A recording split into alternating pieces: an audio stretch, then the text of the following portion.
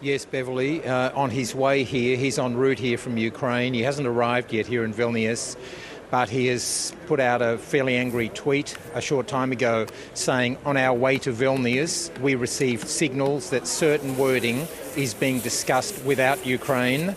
It's unprecedented and absurd when timeframe is not set for invitation or membership to NATO, a window being left to bargain Ukraine's membership.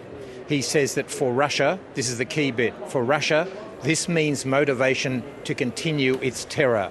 Uncertainty is weakness, President Zelensky says, and I will openly discuss this at the summit. So essentially he's saying that if NATO does not put a time frame on this, but says instead that Ukraine can join NATO when the war finishes, that there will be a motivation for Russia to continue the war as long as possible. So this is quite an interesting development here at NATO. Indeed. And it really sort of sets the temperature. I mean, Jens Stoltenberg, the NATO chief, had said they'd give them a very positive sign, a very positive message. But, you know, if you look at President Zelensky, he's almost arguing that Ukraine is now the front line of NATO against Russia. Yeah, that's right. President Zelensky is stressing the urgency of the war, his frustration that he hasn't got enough of what NATO had promised him. And as you say, he's essentially saying that we are but the front line. 20% of our land has been taken by Russia, and that to the many countries who are here, for example, Lithuania, the three Baltic countries, Lithuania, Latvia and Estonia, are considered very vulnerable. They've got populations the size of 1.5 or 2.8 million. They're not big countries. They're essentially the size of a small Australian city. And what he's saying is that you are all leaving yourselves vulnerable, and that you need to act and you need to make a clear statement and put a time frame on it. Joe Biden, in contrast, has said earlier this morning that there must be a rational path, that really Ukraine can't be admitted to NATO while Ukraine is still at war. And President Biden's argument is that if Ukraine is suddenly admitted, that means the 31 members of NATO are therefore at war with Russia, which of course would be a serious escalation. Indeed. What is an escalation is the entry of Sweden. It took some negotiation with Turkey to reverse its objection, and now it becomes the growing body that Vladimir Putin had been railing against.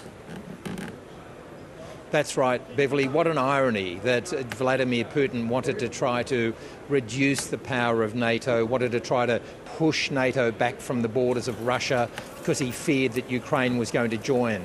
His invasion of Ukraine could not have been a better campaign for membership of NATO if he'd tried, because now many of the countries here, such as Sweden, are very, very keen to join NATO. Here in Lithuania, talking to some of the locals here, they basically say with a population of 2.8 million, we could not have resisted Russia the way that Ukraine has. We are easy pickings for Russia. And so being part of NATO gives them absolute security, a sense of insurance.